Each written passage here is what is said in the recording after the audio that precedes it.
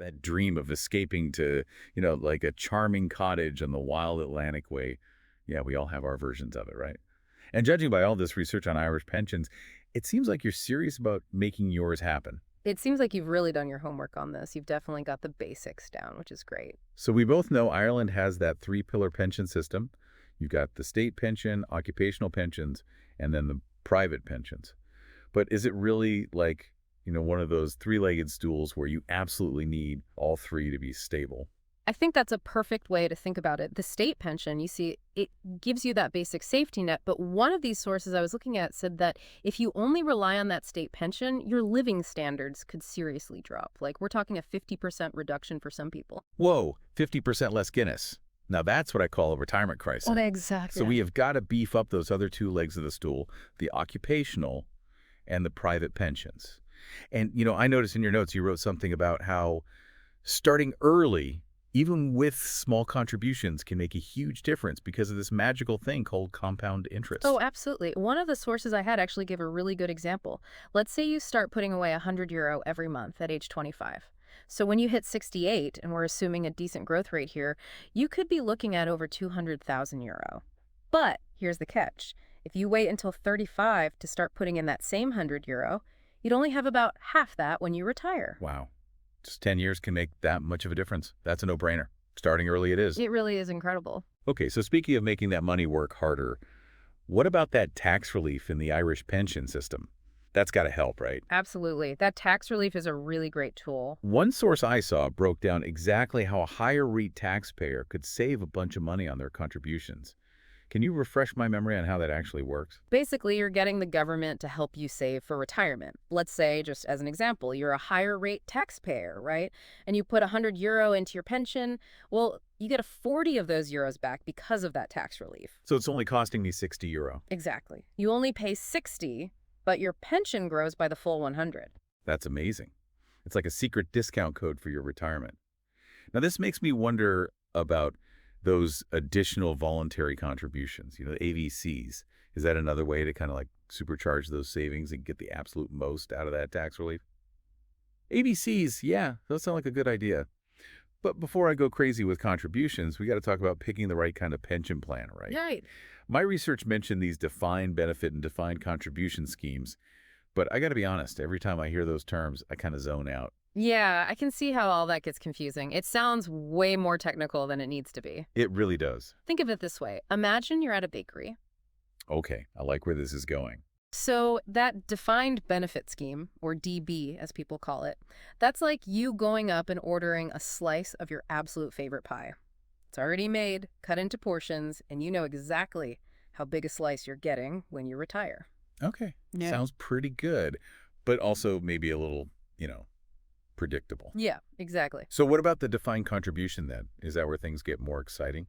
Yeah, you could say that. The defined contribution scheme, or DC, is more like you baking the pie yourself. You pick all the ingredients, like your investment funds, and you decide how much risk you want to take on. Got it. You could end up with this huge, delicious pie, but there's always the chance it could flop if you don't know what you're doing. Okay, I think I'm getting it. So DB is the guaranteed income, but DC depends on how smart you are with your investments. But in my research, I noticed it seems like those DB schemes are getting rarer these days. Is that right? Yeah, definitely a trend towards DC schemes these days. Huh, And while that does mean more responsibility for us, it can also be a good thing because it gives us the potential for higher returns, especially if the market is doing well. I can see that. So, okay, what about those of us who are, let's say, self-employed, or maybe we change jobs pretty often? I read about something called APRSA. How does that work? PRSAs are great for exactly that. Think of them as your own personal portable pension. Portable. Okay. So you can move it from job to job and make contributions whenever you can. It's all about flexibility, especially in today's world where people move around more.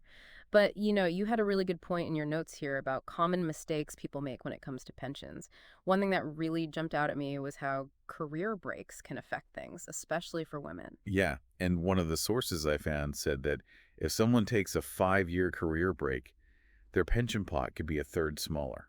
That's a huge amount of money to lose. It's a massive difference. And that's why we need to find strategies to soften the blow of those breaks, right? Absolutely. Maybe it's negotiating to keep paying something while you're on leave or finding ways to boost your savings once you're back at work.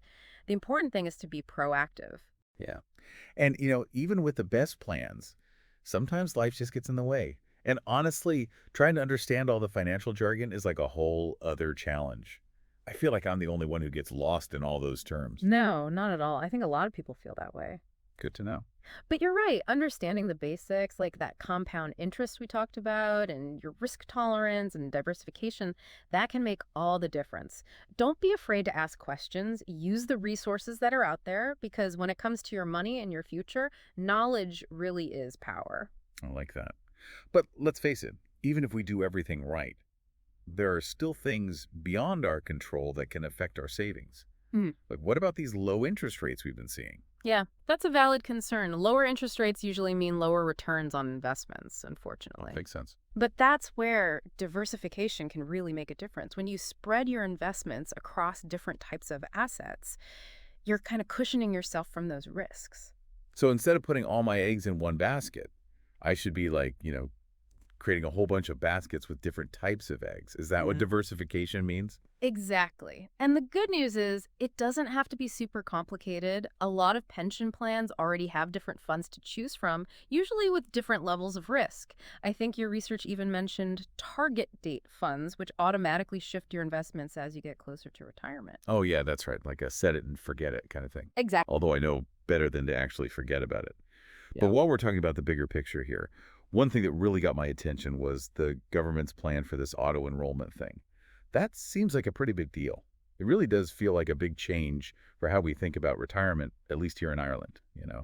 So if I'm getting this right, auto-enrollment basically means it'll be mandatory for most employers to not only sign up their employees for a pension plan, but also contribute to it. Is that right? Yeah, that's the main idea. It's really designed to tackle the problem of people not saving enough for retirement. Makes sense. One of your sources even said that this auto-enrollment thing could mean over 80% of people in Ireland would be covered by a pension. That's a huge jump from where things are now. 80%. Wow. Okay, so what about those employer contributions? Do we know how much they'll have to put in? Well, they're still figuring out all the nitty-gritty details, but it seems like the general agreement is that employers will have to match whatever their employees are contributing, at least up to a certain percentage of their salary. Oh, It's a win-win. yeah, it really does sound like it. Employees get a more secure retirement, and employers are actively helping them get there. But I'm curious about any potential downsides. Did your research mention any concerns about this whole auto-enrollment thing? Let me see. Oh, yeah. One thing that came up a few times was whether those contribution rates would actually be high enough to begin with. Right. Because if they're set too low, then people might not end up having enough saved to actually enjoy retirement. And then there's also the issue of people just not really engaging with their pension plans, even if they are automatically enrolled. Right. It's not enough to just assume everyone will automatically become a financial expert overnight. Exactly. Knowledge is power, right? And this actually ties into another important point from your research, getting advice from an expert, like a financial advisor. Oh, for sure. I mean, all this information we've been talking about is great, but there's really no substitute for personalized advice, is there? Absolutely not. It's like having a personal trainer, but for your money. They can help you make a plan, explain all the different pension schemes out there, and even help you if you've got pensions from old jobs, especially if you've worked in other countries, which reminds me, we should probably touch on that quickly. Oh, yeah, good point. Transferring pensions from abroad can get very, very complicated very fast. Each country has its own rules, so knowing what you can and can't do and what it means for your taxes is super important. That's definitely a time when talking to an expert can save you a lot of headaches. It really sounds like it. So just to sum up everything we've talked about today, it seems like the key takeaways for planning your retirement in Ireland are to start early, use that tax relief to your advantage, pick the right pension scheme for you, stay informed, and definitely don't be afraid to ask an expert for help. And honestly, I have to say, I'm feeling way more confident about my own retirement planning now. That's fantastic. But planning for retirement isn't all about spreadsheets and numbers, is it? It's about designing the future you want. So true. It's about that cottage on the Wild Atlantic Way, having the freedom to do what you love, and just having that peace of mind knowing you're financially secure. Exactly. And that actually makes me think, all of your research focused on the financial side of retirement, which is obviously crucial. But what about everything else? What do you picture yourself actually doing with all that free time? What makes you happy? That's such a good point. Because it's not enough to just retire, right? You have to actually enjoy it. But you know what? I think that's a conversation for another day. Definitely. Well, thanks for joining us for this deep dive into Irish pensions, everyone. We hope you found it helpful and that you feel a little more prepared to take charge of your future. Until next time.